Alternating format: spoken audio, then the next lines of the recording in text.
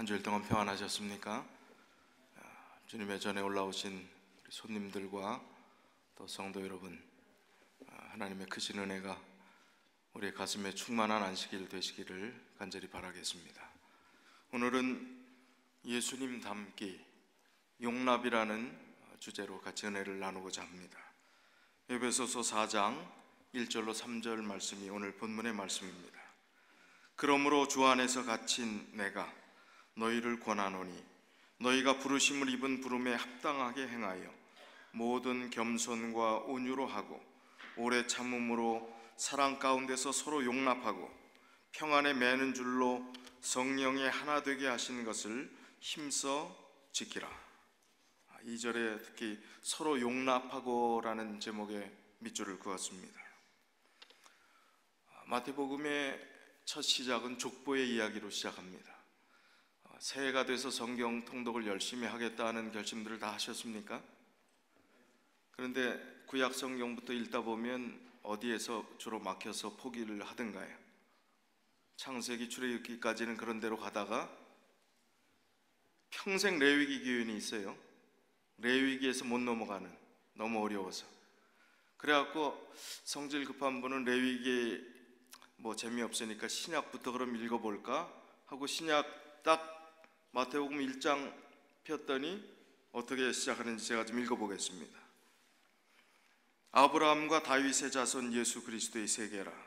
아브라함이 이삭을 낳고 이삭은 야곱을 낳고 야곱은 유다와 그의 형제를 낳고 유다는 다말에게서 베레스와 세라를 낳고 베레스는 헤스론을 낳고 헤스론은 람을 낳고 람은 아미나답을 낳고 아미나답은 나손을 낳고 나손은 살몬을 낳고 살몬은 라합에게서 보아스를 낳고 보아스는 루색에서 오벳을 낳고 오벳은 이새를 낳고 이새는 다윗 왕을 낳으니라. 다윗은 우리아의 아내에게서 솔로몬을 낳고 솔로몬은 르호보암을 낳고 르호보암은 아비야를 낳고 아비야는 아사를 낳고 아사는 여호사밧을 낳고 여호사밧은 요람을 낳고 요람은 우시야를 낳고 우시야는 요담을 낳고 요담은 아하스를 낳고 아하스는 히스기야를 낳고 히스기야는 므낫세를 낳고 므낫세는 아몬을 낳고 아몬은 요시야를 낳고 바벨론으로 이거할 때에 요시야는 여고냐와 그의 형제를 낳으니라. 바벨론으로 이거한 후에 여고냐는 스알디엘을 낳고 스알디엘은 수룹바벨을 낳고 수룹바벨은 아비웃을 낳고 아비웃은 엘리야김을 낳고 엘리야김은 아소르를 낳고 아소르는 사독을 낳고 사독은 아킴을 낳고 아킴은 엘리웃을 낳고 엘리웃은 아사를 낳고 엘르아살은 mat단을 낳고 mat단은 야곱을 낳고 야곱은 마리아의 남편 요셉을 낳았으니 마리아에게서 그리스도라 칭하는 예수가 나시니라. 그런즉 모든 대수가 아브라함부터 다윗까지 14대요 다윗부터 바벨론으로 이거할 때까지 14대요 바벨론으로 이거한 후부터 그리스도까지 14대더라. 벌써 주무시는 분 계신가요?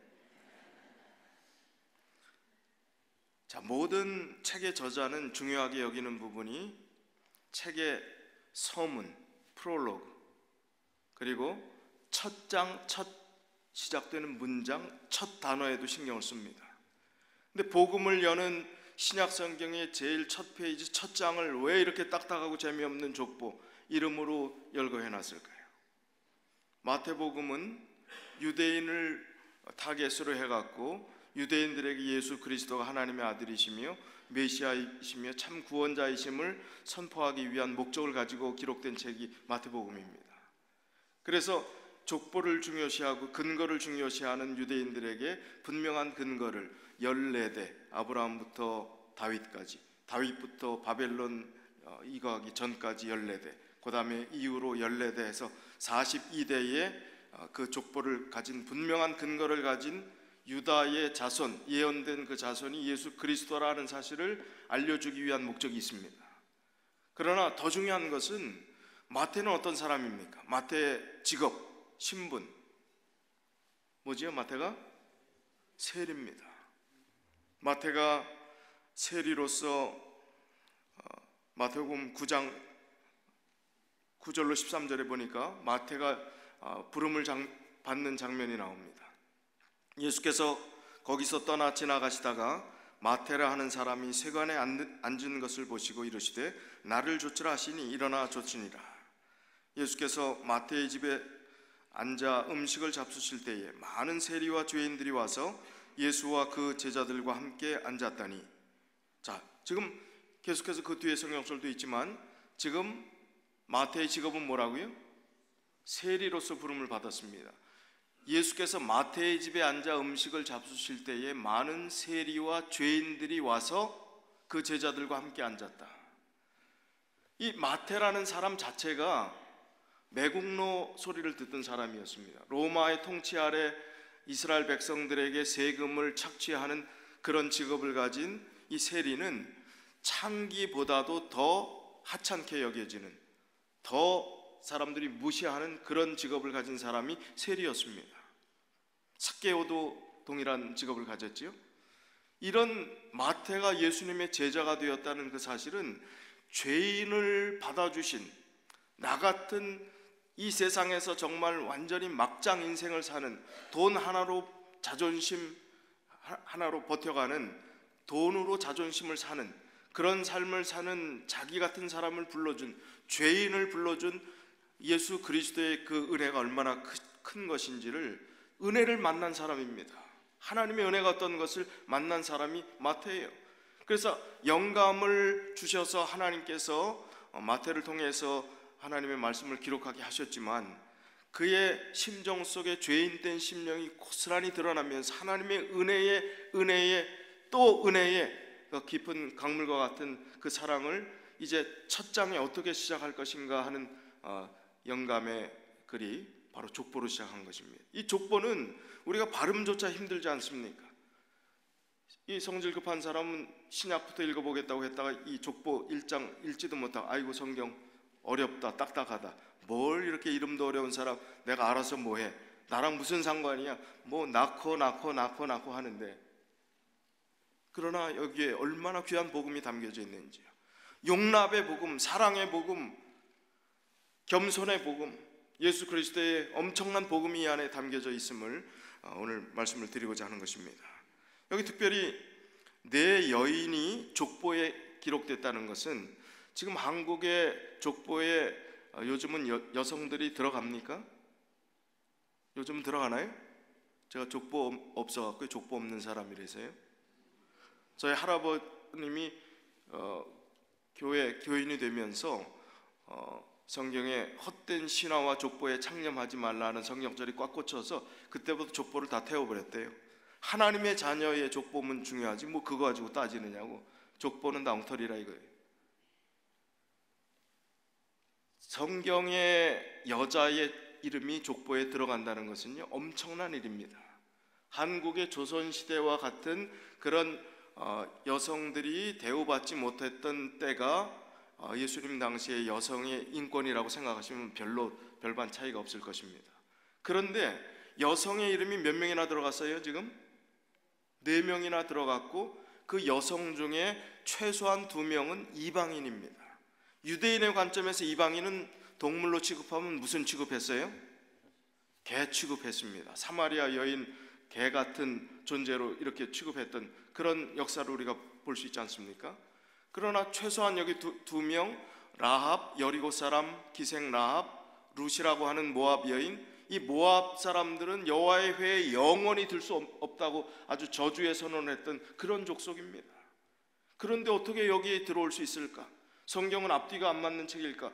여호와의 그런 공동체에 근접도 못할 거라고 선언했던 그 자리에 어떻게 모압 여인이 떡하니 예수님의 족보에 이름을 올릴 수 있습니까? 라합은 어떻습니까? 기생입니다. 신학자들이 이 기생 라합을 굉장히 미화시키려고 우리 교회 주석을 보니까 개신교의 많은 신학자들과 주석자들이 그냥 여관 주인이었을 것이다 라는 주석을 하려고 시도를 많이 했다고 합니다. 그러나 성경의 종합적인 것들을 다 살펴볼 때 창기입니다. 기생입니다. 이런 사람이에요. 자기 민족의 어떤 면에서는 반역자입니다. 정탐꾼을 숨겨주고 거짓말을 했으니까, 자기 민족이 어려움을 당했으니까. 자, 이런 사람이 그럼 그 거짓말에 대해서는 합리화가 되는가? 뭐 이런저런 여지가 있었던 그런 사람이 버젓이 족보에 올라왔습니다. 자, 첫 번째 다말이라는 여인은 여기 미성년자가 있으면 얘기하기도 곤란한 이야기입니다. 그 스토리가 미성년자 관람 불가의 이야기예요. 구약의 배경을 이해하면 조금 그 자손을 이해해야 된다는 그 개념을 조금 이해하면 그래도 조금 점수를 주고 싶은데, 그러나 그건 아닙니다. 이제 자손이 없이 죽은 가장을 대신해서 어떤 법이 있었어요? 그 형이 죽으면 그 대를 잇기 위해서 형수와 그 남동생이 관계를 맺어서 자손을 보는 그것이 그 당시 유대의 풍습이었습니다. 그런 자손을 이해해야 된다 하는 그 굉장한 강박관념이 있었던 것 같아요. 대를 중요하는, 우리 한국 사람하고 유대인들하고 꽤 비슷한 점이 많은 것 같습니다. 그런데 지금 대를 잇지 못하고 그 동생이 죽고 아주 어린 동생은 너무 어리고 그야말로 그 자라날 때까지 기다리긴 너무 그렇고, 또 자기 시아버지 유다가 그 동생을 자기한테 줄 리가 없을 것 같은 느낌이 들었을 때 어떻게 해요? 창녀로 변장을 하고 이 며느리가 자기 시아버지와의 관계를 통해서 얻은 쌍둥이 아들 중에 한 아들이 지금 이 족보에 올라오는 것입니다. 이 다말이라고 하는, 성경이 이렇게 구질구질하고 지저분하고 정말 끔찍한 책이었냐? 난 예수 믿는다는 게 너무 실망스럽다. 하나님의 족보가, 하나님의 아들의 족보가 이렇다니, 이렇게 실망하는 분이 초신자 중에 그런 얘기를 들었어요. 제가 그런 분이 있더라고요. 그 정도로 지저분한 역사입니다. 흑역사입니다. 그야말로 끔찍한 역사입니다. 있을 수 없는 밑바닥의 역사입니다. 이 네 인물 중에 여성의 인물 중에 지금 사람의 이름을 마태가 우리아의 아내라고 표현한 것은 밧세바라는 이름을 몰랐기 때문일까요? 왜 우리아의 아내라고 썼을까요? 무슨 사건을 상기시키려고? 다윗의 간음과 같은 그 사건들을, 충성스러운 이 자기의 부하 장군을 전쟁터에 내보내고 모욕하는 여인에게 그냥 하루아침에 그야말로 뿅 가서 그 여인을 차지하기 위해서 살인, 교사 및 그야말로 여러 죄를, 복합적인 죄를 저질렀던 다윗의 그 잘못을 드러내기 위해서 마태는 죄인된 심령을 가졌던, 자기가 은혜 받았던 게 너무 크기 때문에 밧세바라는 얘기하면 사람들이 잘 모를까 봐 누구의 아내? 우리아의 아내라는 이름을 굳이 거기다 쓴 것입니다. 정말 하나님의 은혜, 예수 그리스도를 통해서 은혜를 체험한 마태의 입에서 예수 그리스도의 용납하시는 사랑을, 하늘 같은 바다와 같은 은혜를 하나도 빠짐없이 숨김없이 더럽고 음란하고 부끄러운 치부까지 다 드러내는 이야기가 마태복음의 족보의 이야기입니다. 그렇다면 우리는 좀 희망이 있습니까? 이 안에 우리가 살다가 이 세상, 참 험한 세상 만나서 산전수전 다 겪고 이런저런 아픔과 고통 속에서 우리의 삶에 얼룩진 그 과거들의 이야기들 때문에 마음 아파하는 우리들의 심령이, 예수 그리스도께서 이 마태를 제자로 불러주시고 그 마태가 성경의 역사들 가운데서 용납할 수 없는 사람들을 용납하셨고 하나님께서 받아서 예수 그리스도의 족보 안에 넣어주신 그 하나님의 넘치는 은혜를 바라보면서 실패자라고 생각했던, 또 내 인생에 가장 큰 오점을 남겼다고 생각했던 그런 사람들에게 희망이 있냔 말입니다. 희망이 있습니까? 있어요. 예수 그리스도의 용납하시는 그 사랑 때문에 오늘 우리가 있는 것입니다.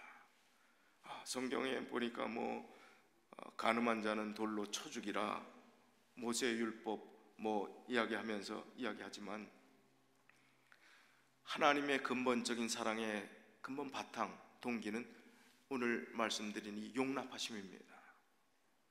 하나님의 넉넉한 사랑이 예수 그리스도를 통해서 이 땅에서 보여진 것입니다. 예수님이 용납하셨던 수많은 사례들이 있지만 몇 가지 사례들을 좀 생각해 보겠습니다. 예수님은 어린 아이들을 용납했습니다. 어린 아이들이 어떤 취급을 받았는지 우리 한국과 좀 비슷하다고 그랬죠. 한국은 애들이 서커스단이 와서 구경하든지 약장수들이 와서 동네 사람들 다 구경할 때 누구는 가라 그래요? 애들은 가라. 뱀 장사들이 하는 얘기죠. 애들은 가라. 동일한 취급을 받았던 이 유대 팔레스타인의 이 어린아이들을 예수님께서 받아들이는 이야기가 공관복음에 다 나옵니다. 세 군데 성경절에 다 나옵니다. 마태, 마가, 누가에. 그런데 마가복음은 아주 가장 강하게 이야기했어요. 다른 것은 어린아이들을 내게 오는 것을 금하지 말고 용납하고 천국이 그와 같은 어린아이와 같은 자라야 천국에 갈 수 있다는 말씀을 했지만, 마가는 아주 세게 얘기했습니다. 예수께서 보시고 어떻게 해요? 이 얘기는 요 마가복음에만 있어요. 분이 여기어 이르시되, 애들은 가라 하고 제자들이 쫓으니까 예수님이 뭐 하셨다고요? 성경에서 예수님은 웬만해서 화를 내는 분이 아닙니다. 의로운 의분이 있으시고 성전에서 성전이 더럽혀졌을 때, 장사꾼의 소굴이 되었을 때, 내보냈을 때 화를 냈는데, 지금 이거 화낼 상황이 아닌 것 같은데 여기는 마태가 보니까 예수님이 어떻게 하셨어요? 화를 내셨어요. 그게 얼마나 그것이 사소한 일 같지만, 어린애들 가라는 게 뭐가 크다고 예수님이 화를 내셨을까 하지만, 그거는 용납하심이라고 하는 그 개념에서는 얼마나 큰 것인지를 우리가 이해해야 됩니다. 이 마가의 예리한 어떤 그 판단력이 없으면 이게 얼마나 중요한 일인지는 우리는 간과할 수밖에 없습니다. 그러나 어린아이를 용납했다는 것은 너무나 귀중한 하나님의 사랑과 은혜를 보여주신 것이라는 것입니다. 그래서 이 어린아이들을 용납하시고 축복하시고 사랑하시고, 또 그 모습을 통해서 우리에게 어린아이 같은 삶을 다시 한번 호소하시고 추구하시는 예수 그리스도의 사랑이 거기에 녹아져 있는 것입니다. 그 다음에 두 번째는 현장에서 간음하다 잡혀온 여인. 요한복음 8장 3절로 11절에 있는 말씀을 보면, 서기관들과 바리새인들이 간음 중에 잡힌 여자를 끌고 와서 가운데 세우고 예수께 말하되, 선생이여, 이 여자가 간음하다가 현장에서 잡혔나이다. 모세는 율법에 이런 여자를 돌로 치라 명하였거니와 선생은 어떻게 말하겠나이까? 저희가 이렇게 말하면 고소할 조건을 얻고자 하여 예수를 시험함이러라. 예수께서 몸을 굽히사 손가락으로 땅에 쓰시니 저희가 묻기를 마지 아니하는지라. 이에 일어나 가라사대, 너희 중에 죄 없는 자가 먼저 돌로 치라 하시고 다시 몸을 굽히사 손가락으로 땅에 쓰시니, 저희가 이 말씀을 듣고 양심의 가책을 받아 어른으로 시작하여 젊은이까지 하나씩 나가고 오직 예수와 그 가운데 섰는 여자만 남았더라. 예수께서 일어나사 여자 외에 아무도 없는 것을 보시고 이르시되, 여자여, 너를 고소하던 그들이 어디 있느냐? 너를 정죄한 자가 없느냐? 대답하되, 주여, 없나이다. 예수께서 가라사대, 나도 너를 정죄하지 아니하노니 가서 다시는 죄를 범치 말라 하시니라. 용납하시는 예수 그리스도의 사랑에 가장 아름다운, 그야말로 멋진 영화의 한 장면보다 더 감동적인 그런 스토리가 여기 요한복음 8장에 펼쳐지는 이 이야기입니다. 말도 안 되는 이야기를 통해서, 이런 상황을 통해서 예수님을 시험하고자 하는, 정말 사람의 인권과 또 그 사람의 어떤 연약함과 영혼에 대한 소중함조차 요만큼도 느끼지 못하는 그 지도자들이 그 여인을 끌고 와서 이용하고자 하는 그런 상황 속에서 예수 그리스도께서는 영혼에만 관심이 있었습니다. 정말 불쌍한 그 여인에게만 초점이 맞춰져 있었습니다. 남편 아니면 바람 폈다고 하는 그 사람까지 같이 잡아왔어야지요. 법에는 그 남편과 그 상대 남성도 벌하게 되어 있습니다. 그런데 이 여인만 끌고 와서 그렇게 하는 그 모습, 정말 이중적이고 위선적인 삶을 살아가는 그러한 사람들의 흉악한 죄에 있는 실상들을 낱낱이 땅에 그들의 죄의 실상을 공개하면서, 이제 죄 없는 자가 먼저 돌로 치라 말씀하시면서 그 여인을 용납한 그 놀라운 이야기. 자, 그러면서 마지막 하셨던 말씀이 이제 너는 살았으니 살던 대로 살아라 하셨습니까? 어떻게? 근데 예수님이 이 말씀을 굳이 안 하셨어도 그가 살던 대로 살았을 것 같습니까? 하나님의 큰 은혜를 체험한 사람은 살던 대로 살 수가 없어요. 헌신하라 말아라 할 이야기 할 필요가 없습니다. 삭개오의 이야기를 통해서도 우리가 깨닫지 않습니까? 삭개오, 열등감투성이었던 삭개오,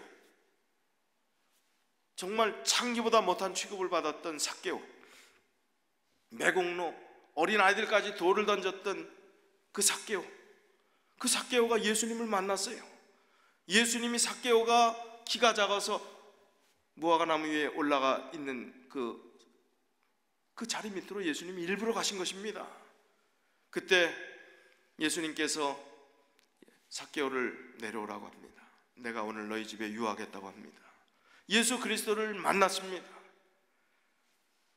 그런 상황에서도 벗어날 수 있는, 헤어날 수 있는, 자기 인생을 완전히 전환점으로 새롭게 될 수 있는 그러한 인생의 놀라운 역사를 자기가 시작했던 그날, 예수 그리스도를 만난 그가 지금 가늠하다 현장에 잡힌 여인이 가서 다시는 죄를 범치 말라 하지 않았어도 그는 놀라운 일들을 했을 것입니다. 뭐 성경에 마리아의 이야기가 그 사람이 누구인가, 그 사람은 막달라 마리아인가, 베다니에 향유를 부은 사람은 막달라 마리아인가 아닌가, 뭐 여러 논란들이 있습니다. 그러나 성경에 마리아라는 사람의 이름은 예수 그리스도께 끝까지 충성을 다한 여러 사람의 이름으로 예수님이 부활한 사건까지, 십자가 밑에까지 그 사람들의 이름이 열거되는 것을 보게 됩니다. 삭개오도 그랬습니다. 은혜를 체험했을 때 시키지 않았는데 그토록 아끼고 자기 목숨보다 더 중요하게 여겼던 그 재물을 어떻게 하겠다고요? 절반을 가난한 사람들을 위해서 나눠주겠고, 있을 수 없는 변화입니다. 자기가 다른 사람들에게 세금을 잘못 거둔 게 있으면, 억울하게 징수한 것이 있으면 몇 배를 갚겠다고요? 4배를 갚겠다. 누가 시켰습니까? 삭개오, 너 그 정도는 해야 되지 않느냐? 예? 네가 지금까지 하나님 믿고 그 하나님 안에 살아왔던 세월들이 있으니까 넌 당연히 한 달에 어떻게 뭐 이 정도 해야 되지 않느냐? 누가 푸시했습니까? 하나님의 은혜를 체험했을 때 누가 시키지 않았는데 그의 마음속에는 자발적인 마음이 생겼어요. 하나님께 받은 은혜가 얼마나 큰 것인가, 예수 그리스도를 메시아를 만난 그 기쁨 속에서 그의 생애는 완전히 바뀌었던 것입니다. 그 바뀜의 경험, 예수 그리스도의 용납하시는 은혜 때문에 그의 삶은 그렇게 바뀌게 된 것입니다. 사마리아의 우물가의 여인은 어떻습니까? 요한복음 4장 16절로 18절을 보니까 가라사대 가서 내 남편을 불러오라, 쭉 이야기가 전개되지요. 뜨거운 정오, 햇볕이 내리쬐는 그때는 사람들이 우물에 물을 기르러 오지 않습니다. 선선한 아침이나 저녁. 그런데 사람 마주치는 게 하도 사람들이 뭐라고 하니까 구설수에 올라 사람들 손가락질 받는 것이 너무너무 지긋지긋한 이 사마리아 여인이 사람의 낯을 피해서 정오, 뜨거운 햇볕이 내리쬐는 그때에 예수님은 왜 하필이면 그때 그 정오에 그 자리에 계셨을까요? 이 여인을 만나기 위해서. 절대로 말조차 섞을 수 없는 그런 관계, 사마리아 여인, 개처럼 취급받는 이방인 여인에게 유대인 남자인 예수님이 말을 걸었습니다. 구원의 손길을 펼치셨습니다. 그의 삶의 과거를, 죄된 모습 그대로를 이제 보여주는 이야기들이 나옵니다. 남편을 불러오라고 그럽니다. 여자가 대답하여 가로되 나는 남편이 없나이다. 예수께서 가라사대 내가 남편이 없다 하는 말이 옳도다. 내가 남편 5이 있었으나 지금 있는 자는 내 남편이 아니니 내 말이 참되도다.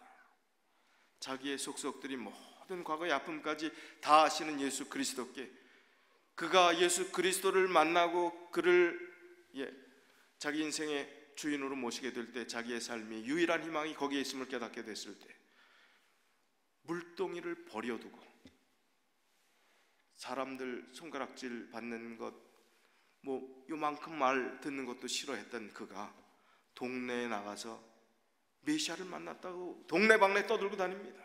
와보라고 이야기를 합니다. 변했습니다. 그의 충성, 그의 헌신, 그의 삶의 모든 것이 바뀌게 되었습니다. 바로 용납하시는 예수 그리스도를 만난 이후에 그렇게 되었던 것입니다. 십자가의 강도는 자기의 죄값을 받는 것입니다. 예수님이 자기 인류의 구원 하나도 지금 육신을 입으신 예수님께서 그 고통을 감내하기 힘든 그때에 십자가의 한편 강도를 바라보십니다. 성경에 오른편 강도라는 얘기는 없지요. 그 중에 한편 강도입니다. 달린 행악자 중에는 하나는 누가복음 23장 39절로 43절에 비방하여 가로되 내가 그리스도가 아니냐 너와 우리를 구원하라 하되, 한쪽은 완전히 저주를 합니다. 예수님을 향해서. 한편에 있는 강도는 하나는 그 사람을 꾸짖어 가로되 내가 동일한 정죄를 받고서도 하나님을 두려워 아니하느냐. 우리는 우리의 행한 일에 상당한 보응을 받는 것이니 이에 당연하거니와 이 사람의 행한 것은 옳지 않은 것이 없느니라 하고 가로되 예수여 당신의 나라에 임하실 때에 나를 생각하소서 하니 예수께서 이르시되 내가 진실로 내게 이르노니 오늘 내가 나와 함께 낙원에 있으리라 하시니라. 예수님은 그 흉악한 죄인을 그때에 용납하지 않으실 수도 있었습니다. 야, 네가 저지른 죄값 받는데 뭘 그러냐? 이제 와서 무임승차 하려고 하느냐? 우리는 혹시 그럴 수 있어요. 교회에서 열심히 일하고 또 최선을 다해서 일을 하다가 조금 쉽게 가치가 어려움에 동참하지 않는 사람들을 보면 저 인간은 왜 이렇게 무임승차 하려고 그러고 늘 그렇게 뺀질거리는지 모르겠다고 이런 이야기들을 하기도 합니다. 예수님이 그 사람을 바라봤을 때, 포도원에 마지막 나타난 일꾼들에게 동일한 품삯을 줬을 때 먼저 일했던 사람이 그냥 기분 나빠했던 그 모습, 그것 아랑곳하지 않고 처음이나 나중이나 마지막 운명의 순간 정말 꺼져가는 희망이 없는 그 사람에게까지도 예수님은 용납의, 사랑의, 은혜의 손길들을 펼치셨던 것입니다. 내가 진실로 내게 이르노니 오늘 너에게 말하노니 내가 낙원에 함께 있을 것이다. 그 말씀을 하십니다. 저 같으면 예수님 제자 베드로 평생 안 볼 것 같아요. 여러분에게 베드로 같은 짓을 한 사람 여러분 평생 보시겠어요? 그보다 안 했는데도 좀 서먹하지 않습니까? 아니 베드로가 어떻게 그럴 수 있습니까? 말이 되는 얘기입니까? 누가복음 22장 55절로 62절에 사람들이 뜰에 이제 불을 피우고 함께 앉았는데 베드로도 그 가운데 앉았습니다. 아마 이 종이, 비자가 하는 건 종을 이야기하지요. 베드로의 불빛을 향하여 앉은 것을 보고 주목하여 가로되 이 사람도 그와 함께 있었느니라. 베드로가 부인합니다. 이 여자를 내가 알지 못한다. 조금의 다른 사람이 보고 그 똑같은 당이다 이야기를 합니다. 아니라고. 한 시간쯤 더 있다가 또 한 사람이 아주 장담해서 이야기합니다. 갈릴리 사람이다. 고향까지 이야기를 합니다. 베드로가 이 사람아 나는 너 하는 말을 알지 못한다. 다른 공간복음에 보면 예수님을 저주까지 합니다. 그 말을 할 때 닭이 울었습니다. 베드로는 닭을 먹을 수가 없었어요. 평생 이 사건의 트라우마 때문에. 근데 이 누가복음에는요, 다른 공간복음에는 그 얘기가 없는데 61절에 주께서 돌이켜 베드로를 보시니, 다른 얘기는 저주했고 예수님 그냥 십자가에 돌아가시는 진행되는 이야기뿐인데 여기는 누가는 섬세한 사람인 것 같습니다. 의사였기 때문에 예수님이 그 닭이 울 때 저주했던 그 베드로를 바라보셨어요. 어떻게? 이런 한심한 놈, 그렇게요? 이런 원수 같은 놈? 아닙니다. 사랑의 응시, 모든 너의 잘못을 내가 다 이해한다. 그럴 수밖에 없음을 이해한다. 사랑한다. 널 포기하지 않는다 했던 그 사랑의 응시, 바로 오늘 누가가 기록했던 이 말씀 때문에 우리는 예수님이 얼마나 사랑스러운 분이신지를 더 잘 알게 되는 것입니다. 그 시선 때문에 통곡한 거예요. 다른 복음서에 있는 내용에도 통곡했다는 이야기가 나오지만 이 말씀이 빠졌으면 지가 그래놓고 왜 통곡했나? 지가 저질러 놓은 그것 때문에, 자기 아픔 때문에 통곡한 것처럼 여겨질 수 있습니다. 그러나 통곡한 것은 예수 그리스도의 그 시선 때문입니다.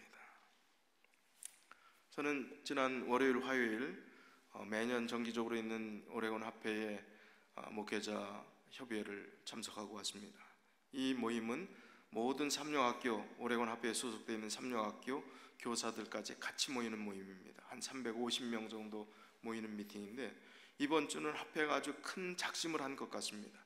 아주 특별한 주제로 특별한 강사를 모시고 모든 것이 그 주제에 일관되어 있었습니다. 여러분, LGBT라는 단어를 아십니까? LGBT. LGBT가 뭔지 들어보셨어요? 자, 이 깃발은 무슨 상징인지 아십니까? 옛날엔 동성연애라고 그랬는데 지금은 성소수자라 한국에는 그렇게 이야기를 합니다. L은 레즈비언의 약자고 여성끼리의 성적 성향을 가진 사람을 이야기하고, G는 게이는 뭐예요? 남자끼리의 성적 성향을 가진 사람이고, B의 약자는 바이섹슈얼, 이거는 양성애자라고 합니다. 이 남자가 남자도 좋아할 수 있고 여자도 좋아할 수 있고 그겁니다. 그 다음에 T는 뭐의 약자일까요? 트랜스젠더, 성을 바꾼 것입니다. 남자가 여자가 되고 여자가 남자가 되고.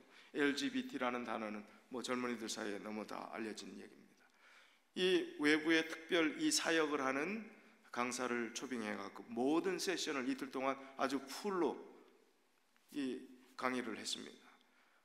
지금 미국 내에 이 LGBT에 해당되는 사람이 어느 정도 인구가 되는지 아십니까? 그것도 드러난 인구만 어느 정도 되는지 아십니까? 2016년 통계가 900만 명입니다. 2016년, 지금 2018년인데 1100만 명이라고 얘기하기도 합니다. 그러나 커밍아웃 한 사람만 그 정도예요. 밝혀낸 사람만 그 정도입니다.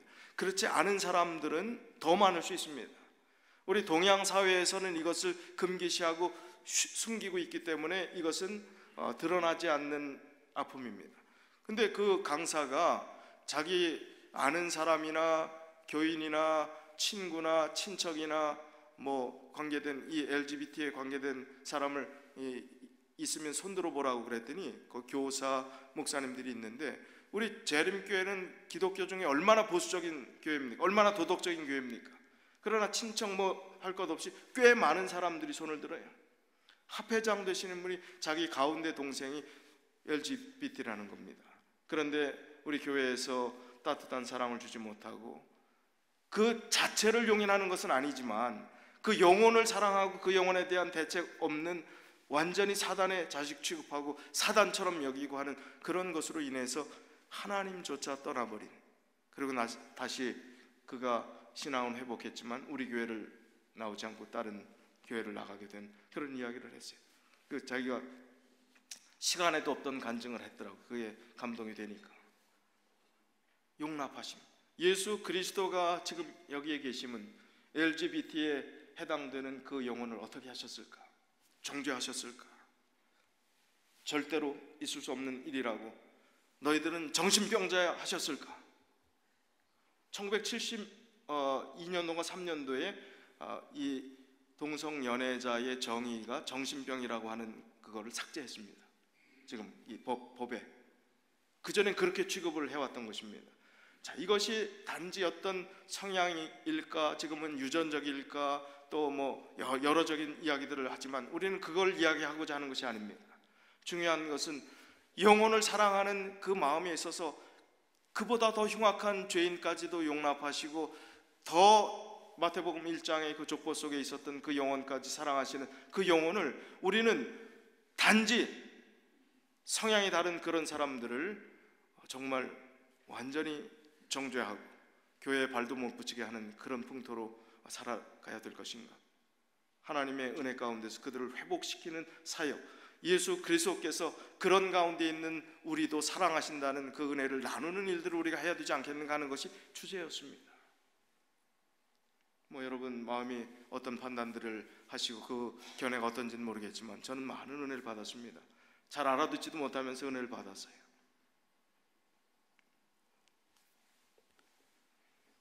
예수 그리스도를 닮는다는 것은 용납하는 것입니다. 예수님이 나를 용납하신 것처럼 로마서 2장 4절 혹 내가 하나님의 인자하심이 너를 인도하여 회개케 하심을 알지 못하여 그의 인자하심과 용납하심과 길이 참으심의 풍성함을 멸시하느뇨. 예수 그리스도는 어떤 분이라고요? 인자하신 분입니다. 용납하시는 분이십니다. 길이 참으시는 분이십니다. 풍성하게 우리에게 베풀어 주시는 분이십니다. 그 사실을 우리가 멸시하면 안 되겠습니다. 그 멸시는 골로새서 3장 13절에 있는 것처럼 우리 형제에게 예수 그리스도께서 우리를 용납하신 것처럼 용납하지 않는 것은 멸시하는 것입니다. 누가 네게 혐의가 있거든, 이거 형사 용어 같지 않습니까? 혐의, 수사반장에나 나오는 얘기 아닙니까? 혐의가 있거든, 이거는 작은 잘못이 아닙니다. 큰 잘못, 이거는 물증이 있고 확증이 있고 심증이 있는 그런 잘못을 저지른 그런 사람이 있다 할지라도 어떻게 하라고요? 서로 용납하며 피차 용서하되 주께서 너희를 용서하신 것 같이 너희도 그렇게 하라. 예수 그리스도를 닮는다는 것은 용납하는 것입니다.